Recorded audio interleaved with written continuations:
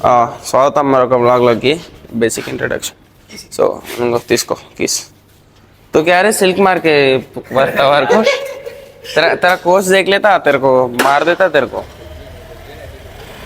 ఇప్పుడు పొద్దున ఏం తినలే ఏం లేవు స్టోర్స్ బయట తిన్నికే ప్రోటీన్ బార్లు అవి ఇవి సో మనోడు బోండా తిని లెగ్స్ వర్కౌట్ చేయమంటుండు విష్ణు నువ్వే అన్నావు ఇడేమో సిగరెట్ కొట్టి చేద్దామంటుండు చలో ఆ బోండా తిని లెగ్స్ వర్కౌట్ చేద్దాం అయిపోయినావు నువ్వు నీ పిల్ల చూస్తుంది ఇంకా ఇంద్రా నువ్వు వీక్ మ్యాన్ అంటే చూడు నేను తిను తింగిను तू भी खा रहे अरे तेरा डब्बा पीछे है रे तेरा नहीं जोक చేస్తున్నా వీడో బాక్సర్ ఏం చేయడు फिर से कोई भी देख लिया तो तेरे नाम खराब हो जाता मैंने भी तो ईटिंग दिस సో మన ఫస్ట్ వేరియేషన్ వచ్చేసి కాఫ్ సో లైక్ కాఫ్ ఎందుకు అంటే నా బాడీలో వీక్ పార్ట్ ఏమైనా ఉంది ఎస్పెషల్గా లెగ్స్లో అంటే కాఫ్ ఇట్లా లిటరల్ ఇట్లా బొంగు కర్రలా ఉంటాయి సో ఫస్ట్ కాఫ్ చేసిన తర్వాతనే వేరే వర్కౌట్ ఇది కూడా రీసెంట్గా స్టార్ట్ చేసిన కాఫ్ ట్రైన్ చేయడం సో అది అండ్ ఎప్పుడైనా ఒకటి చెప్తున్నా గుర్తుపెట్టుకో మన బాడీని ప్రపోర్షనేట్గా చూసుకోవాలి ఐడెంటిఫై చేయి ఏ మసిల్ చిన్నగా ఉంది కంపేర్ టు అదర్ అట్లా ఐడెంటిఫై చేసి ఫస్ట్ దాన్ని ట్రైన్ చేసినాక లాస్ట్కి డామినెంట్ మసిల్ని ట్రైన్ చేయాలి ఫర్ ఎగ్జాంపుల్ నేను ఫస్ట్ కాఫ్ చేసి హ్యామ్స్ట్రింగ్ చేసి అప్పుడు క్వాడ్ చేస్తాను క్వాడ్ నాకు ఇంత పెద్దగా ఉంటుంది compare to other muscles so ఇట్లా అనమాట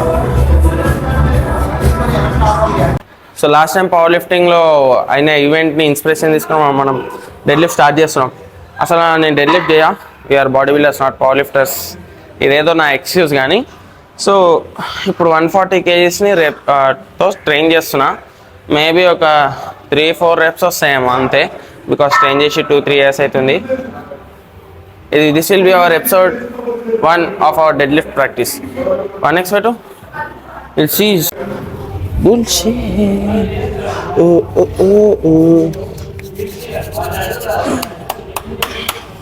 so much smoke ఇదేనా బెల్ట్ అదా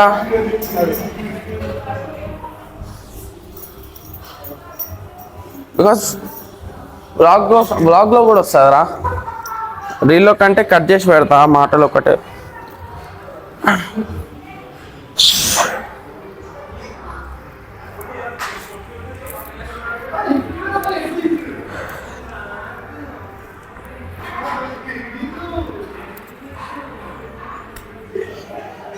అదెందుకు చూపిస్తున్నావు ఊరికే బోండా తిన్నాక వస్తుందో రాదో చూద్దాం పిలిచింది పవర్ ఆఫ్ బోండా చాకు ఉంటలేదురా అవి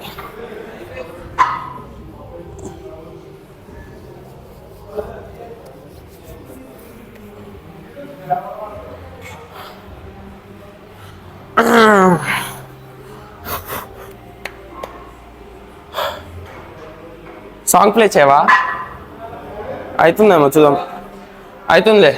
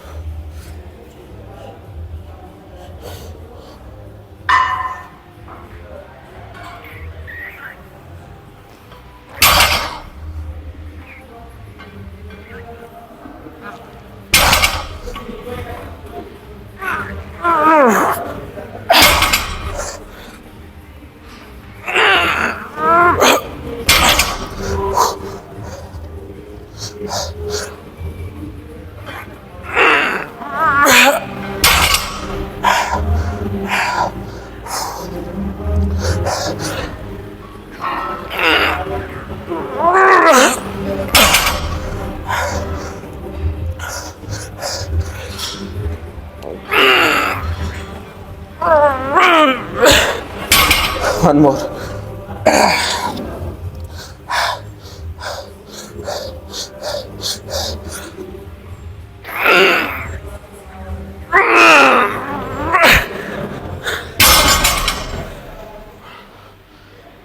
ఏదో చిన్న పిల్లలు.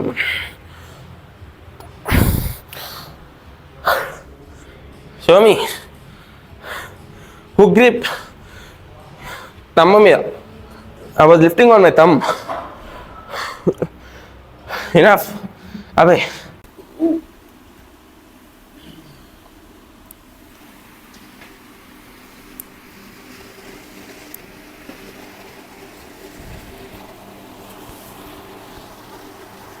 మన వర్కౌట్ అయితే అయిపోయింది. ఐ మీన్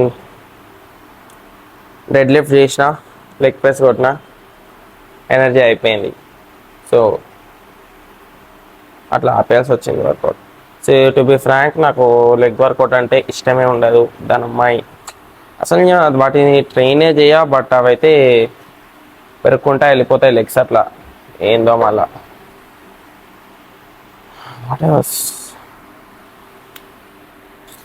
సో ఈరోజు జిమ్ సండే కదా, నా ప్లేస్లో వేరే ట్రైనర్ రావాలి యాక్చువల్గా.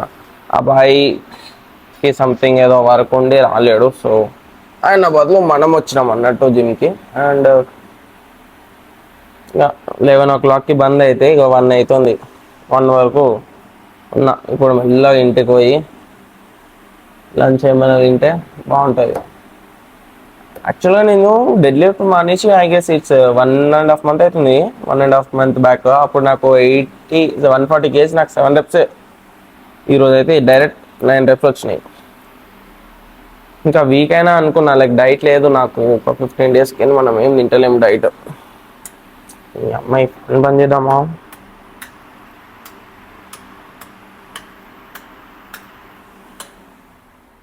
చలో ఫ్యాన్ బంద్ అయింది. అండ్ దట్ మనకి 10,000 followers అయినారు ఇన్స్టాగ్రామ్లో. మనం యూట్యూబ్ మీద కూడా మంచిగా ఫోకస్ పెడితే ఇక సెట్.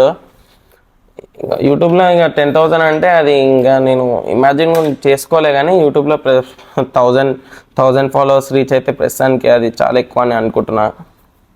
చూద్దాం, యూట్యూబ్లో కూడా అవుతారులే మెల్లమెల్ల.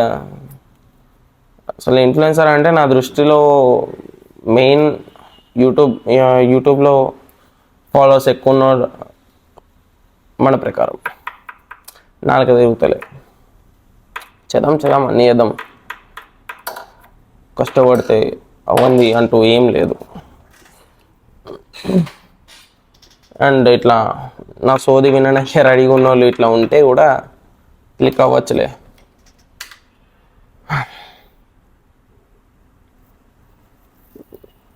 సరే, after going home we will talk. ఇప్పుడు టైం వచ్చేసి ఎగ్జాక్ట్ 9 అవుతుంది. మనం ఇంట్లో ఉన్నాం, ఆబ్వియస్లీ ఇంట్లోనే ఉంటాం. కానీ సో మనకి రేపు ఎగ్జామ్ ఉంది. Tomorrow we have exam. ఒక్క ముక్క రాదు, ఐ మీన్ ఇంటర్నల్స్. ఇప్పుడేమో షుగర్, నాకు మా అమ్మ షుగర్తో ఫుల్ ఎక్కువ, నాకు స్వీట్స్ ఎక్కువ తింటూ ఉంటా.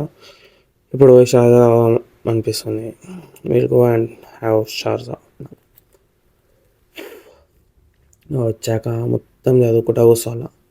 లైక్ నాకు ఈ టాలెంట్ లేదు. ఎట్లా అంటే ఏ పడితే ఆ క్వశ్చన్ వస్తే దాన్ని ఓన్గా సెంటెన్స్ క్రియేట్ చేసుకుని రాసేంత తోప్ టాలెంట్ మనకు లేదు. అది మన డ్రాబ్యాక్.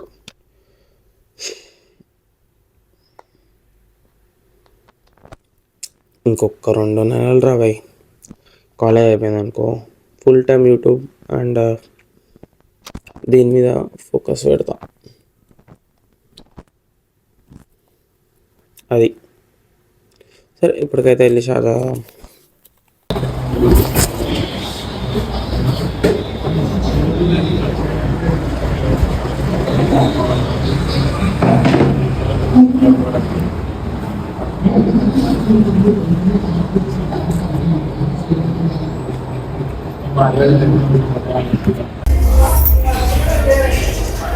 సో మనం వర్కౌట్ స్టార్ట్ చేసినాము.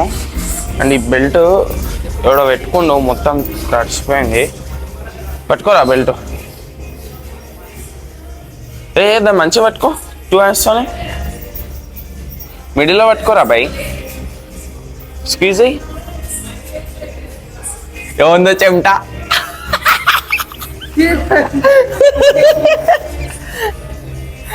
చెయ్యి ఏం కాదు, ఇట్స్ ఓకే రా. హ్యాండ్ వాష్ తీసుకుంటావా?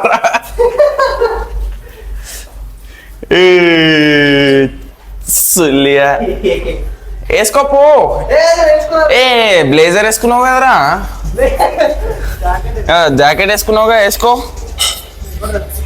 అయ్యా టైం లేదు బాబు, టైం లేదు, వేసుకో ఏం కాదు.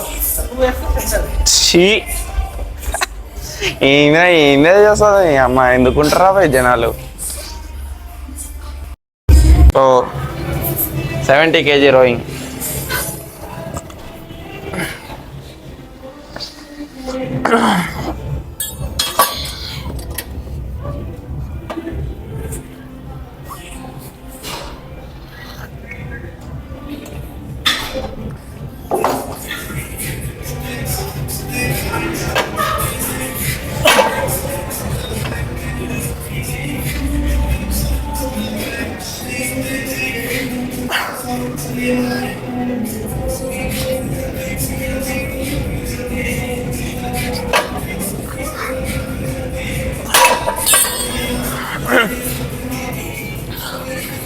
లెఫ్ట్ హ్యాండ్ ఎంత పెయిన్ వస్తుంది అది ఏమో. 90 kg కదా అది, 90 kg చెప్తా అంతే.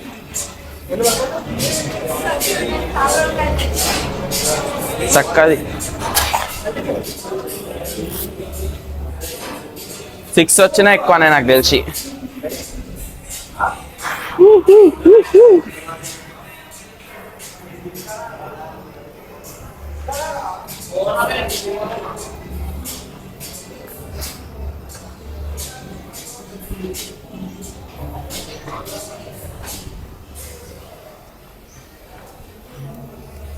అరే ఇది యాడ్ వస్తుందిరా.